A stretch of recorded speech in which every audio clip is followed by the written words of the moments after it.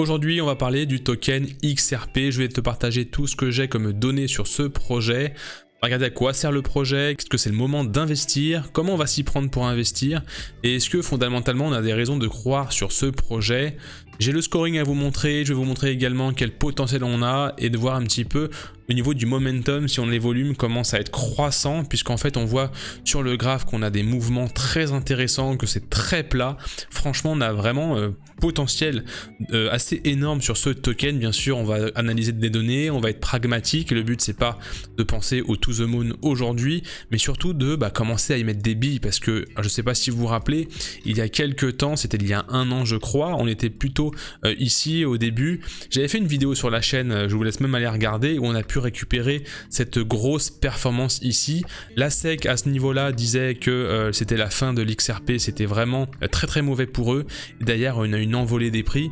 Donc est-ce qu'on n'est pas en train de faire pareil, puisqu'en plus on va justement parler d'un article qu'il y a sur Being Crypto où ils sont en train de dire que les whales sont en train de lâcher leur token XRP. Je sais que vous êtes beaucoup et très nombreux à suivre le XRP sur la chaîne. En tout cas, on va aujourd'hui analyser tout ça, et en fin de vidéo, une analyse très détaillée, technique, pour voir justement comment on va s'intégrer, comment on va s'introduire et prendre le train en route, s'il y a un train qui commence à partir. Alors salut, moi c'est Eldo, je te partage sur cette chaîne mes découvertes et mes analyses sur des crypto-monnaies à fort potentiel de croissance pour de l'investissement moyen long terme. Alors si tu t'intéresses de près ou de loin à la crypto-monnaie, je t'invite à t'abonner à la chaîne en cliquant sur le bouton que tu as juste en dessous, et à mettre la petite cloche, très important la petite cloche, et activer les notifications pour recevoir des notifs quand je sors mes prochaines vidéos. Alors c'est parti pour la vidéo, une description très rapide. Je vais pas faire comme le ZIL où j'ai pris pas mal de temps pour l'expliquer, en tout cas ça vaut le coup de faire un petit rappel.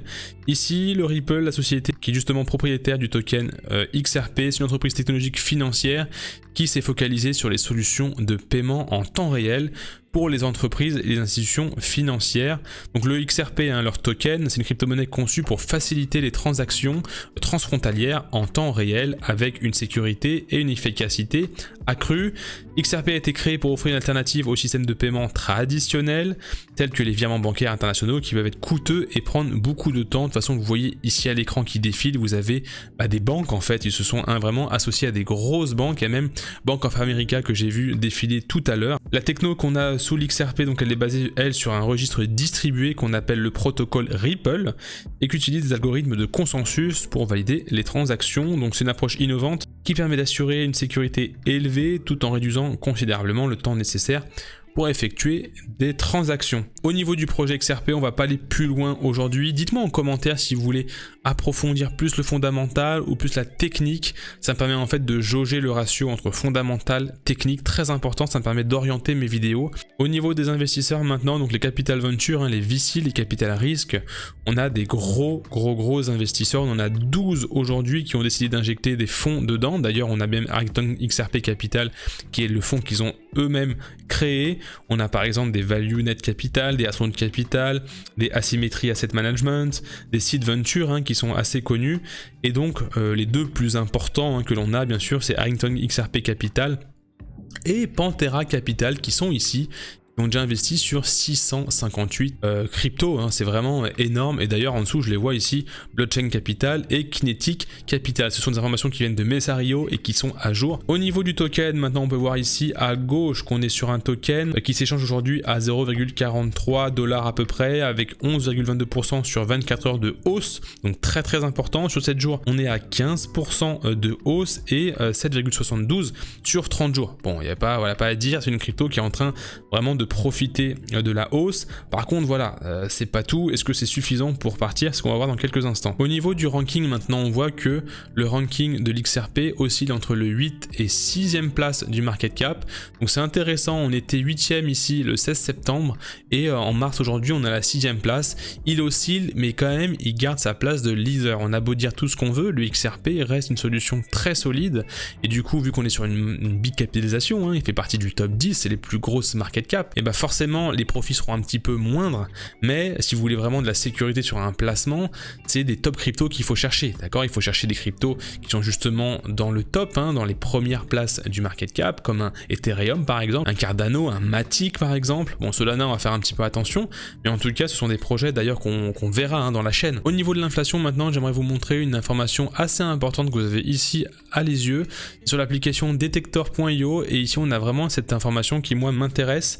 Donc on est à 2,14 d'inflation, donc c'est en rouge. Pourquoi? Bah c'est en rouge parce que justement il faut pas qu'il y ait trop d'inflation, on préfère qu'il y ait un système déflationniste pour éviter justement la pression vendeuse, mais 2,14 reste quand même quelque chose d'assez correct, hein. Ils auraient dû peut-être le mettre en orange, c'est assez correct, on est sur une inflation normale, c'est sur 4 mois, donc on va quand même garder cette information en visu. Il faut pas non plus que ça explose, puisque sinon ce serait vraiment compliqué d'avoir en plus à gérer justement une pression vendeuse, surtout qu'on est sur un niveau assez important, et on voudrait pas que ça vienne justement lâcher du token. Après ce token est vraiment assez ancien, vous avez vu, hein, il date de quasiment 2014, hein, c'est vraiment des premières générations qui sont sorties, et du coup pourquoi pas encore avoir une explosion derrière. Avant de passer à la partie Being Crypto, justement je vais vous parler justement de ces whales qui quittent le navire et qui lâchent leur token, je vais d'abord aller très rapidement sur la partie communauté, puisqu'en fait j'ai en plus vu qu'ils sont notamment à ce qu'on appelle la Paris Blocks Week, c'est un événement très important qui est en ce moment même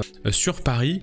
Ils sont en place, donc tout ça pour dire que le Twitter est ici à 2,6 millions, ça représente environ 1,2% de leur market cap, donc c'est pour voir un peu le ratio, donc c'est largement correct, ils sont très actifs, ils continuent à publier pas mal de choses. Donc pourquoi en fait ces investisseurs lâchent le navire? Moi franchement je vais vous montrer quelque chose après, je pense que c'est vraiment un petit peu du feu, c'est un petit peu histoire de vraiment faire lâcher à tout le monde leur crypto-monnaie. On va être vigilant bien sûr, hein. Je suis pas en train de vous dire que c'est du mensonge, il faut vraiment aller à contresens, il faut être vigilant, mais on va voir pourquoi en fait moi je vais un peu à contresens et ce n'est que mon avis. Avant de passer à l'article que j'ai devant les yeux, je vais très vite passer à la partie score justement, parce que sur l'article on voit justement que le développement est en train de chuter et moi c'est pas ce que je vois à l'écran. C'est pour ça que moi je vais être fidèle à ce que j'interprète moi devant les yeux et ces données que je connais plutôt que les données que me donne un autre article. On a vraiment un développement qui depuis novembre est en croissance complète, donc le social et la liquidité est au top et le développement est en croissance. Et c'est maintenant que je vais passer justement sur l'article où on nous dit premièrement, donc ça va être en deux temps, je vais vous présenter, on voit premièrement que les baleines et les whales sont en train de quitter le navire et que les développeurs également.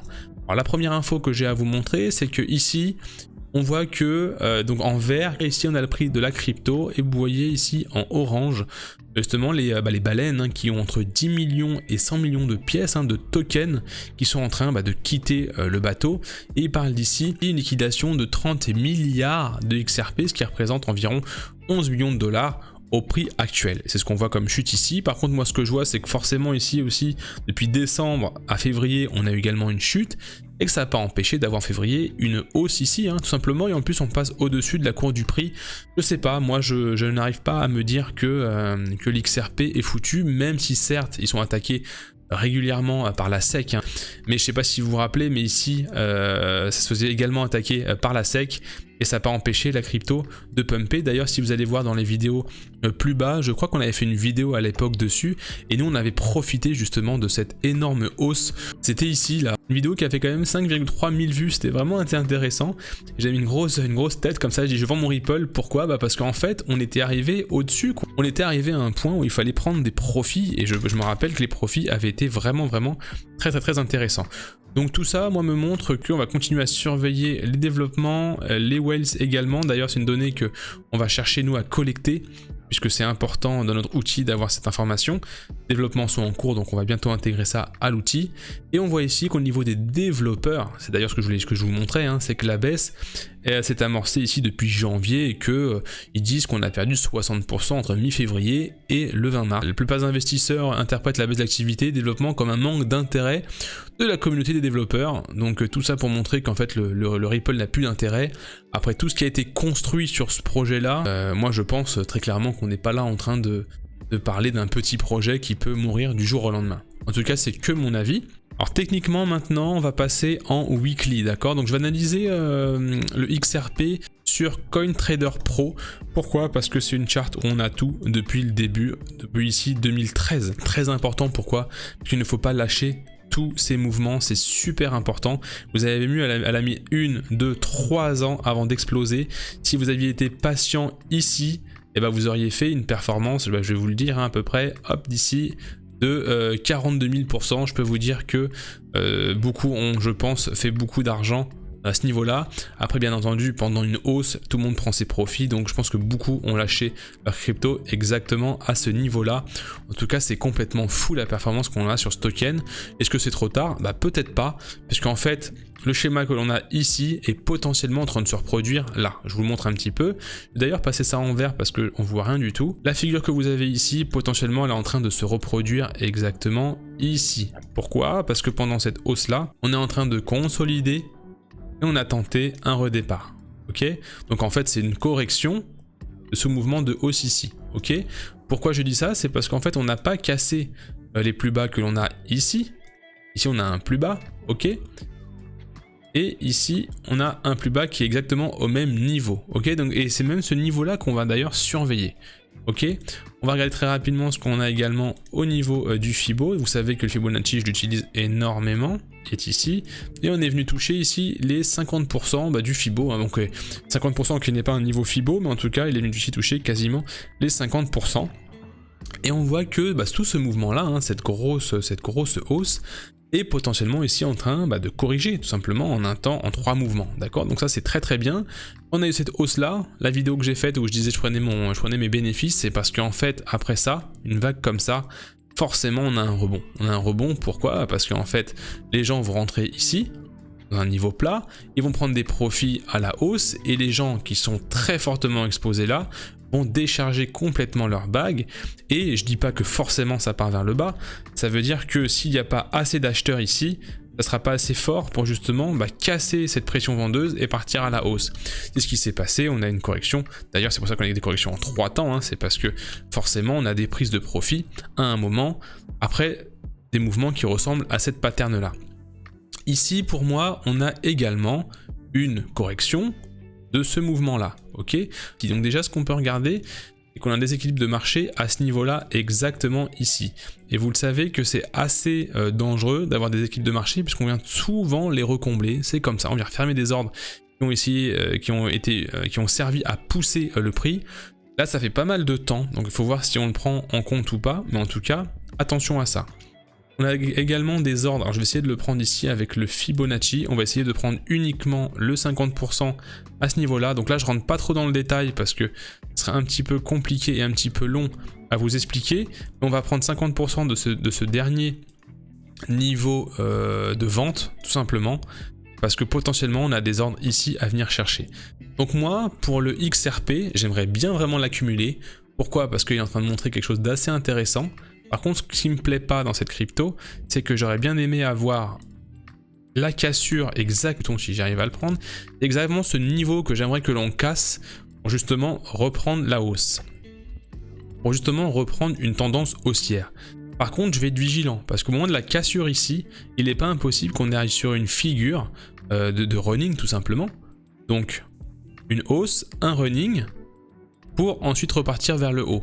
À la cassure, on n'est pas à l'abri d'une figure en fait de reprise, hein, de continuation de tendance, puisqu'à la cassure, on le sait, il y a les acheteurs de top qui justement rendent fortement à l'achat. Si on voit que les volumes continuent à baisser comme ceci, c'est là où je vais me dire ok, il n'y a pas de momentum dessus, ça va être compliqué de rentrer dedans, ça va s'essouffler, c'est justement en regardant ce qui va se passer à ce niveau-là qu'on va voir. Si on commence à monter et à flaguer au-dessus ce niveau-là, ça va être une zone d'entrée très importante pour entrer fortement dedans. Pour ceux qui souhaitent accumuler, vous avez entre ces deux bornes-là des niveaux où vous pouvez accumuler sur ces niveaux bas ici. Accumulez pas de la crypto XRP à ce niveau-là, parce que du coup, vous achetez un haut de range, ok? Et c'est en voyant cette figure se développer qu'on va pouvoir investir dessus. Moi, personnellement, ce que je vais faire, c'est que je vais attendre qu'entre ce niveau-là et le haut de la cassure, je vais attendre justement mon niveau Fibonacci que vous connaissez tous, le 618 et le 0,786 qui à peu près va arriver ici. Alors, est-ce que je les ai ici ? 618, 786, donc parfait, je les ai ici. Et donc je vais attendre tout simplement, parce que là en fait je vais pas acheter ça sur une bougie verte, hein, vous le savez très bien. Attendre ici, voir où est-ce qu'on a un niveau où le break commence à se faire. S'il commence à flaguer au-dessus, c'est parfait, on va pouvoir chercher un petit setup à ce niveau-là. S'il cherche à aller plus bas et qu'on voit que ça commence à s'essouffler, on va venir chercher zone de rechargement à ce niveau-là. Ok, essayer d'avoir une figure avec un petit buy setup à ce niveau-là pour repartir. Donc ça c'est pour ceux qui rentrent fortement en one shot pour chercher une hausse assez forte, assez violente. Soit vous avez ceux qui accumulent, ou vous allez pouvoir justement accumuler dans les zones de rechargement, en bas de range, et surveiller justement si on vient pas casser ces niveaux. Si vous voyez qu'on commence à casser ces niveaux les plus bas, il faut être vigilant de ne pas s'installer en dessous, puisque ça voudrait dire qu'on cherche à faire une continuation de tendance baissière, ok? C'est un peu pareil que le cas sur l'UO. Si on voit qu'on commence à flaguer en dessous, c'est très mauvais. Si on voit qu'on fait une mèche et qu'on réintègre le range, c'est très bon, puisqu'on pourrait avoir, j'essaie de mettre en rouge parce qu'on voit pas grand chose, on va essayer d'avoir une reprise, encore un dump, pour sortir tous ceux qui sont mal rentrés ici, et repartir. En fait là ce qu'on a sous les yeux c'est vraiment sympa, c'est une figure que j'aime beaucoup parce que là en fait ça j'appelle ça de l'incitation acheteuse. Vous comme moi, on a envie d'acheter, hein. Oui, super W, c'est génial. Moi ce que je vois ici c'est vraiment quelque chose comme ceci, une belle figure de continuation comme cela.